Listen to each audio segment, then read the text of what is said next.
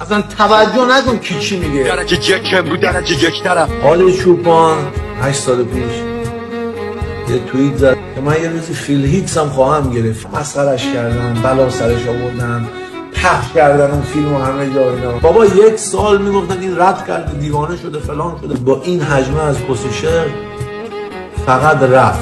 مبارزه باشه من بود اصلا نمیرفت بیرونی جورت تو سرم. رفت تو تاریخ ایران تمام شد برای ابد. طلای مثل المپیای سنگین بر، نقره، برنز، آرنو کلاسیک آمریکا، آرنو کلاسیک اروپا.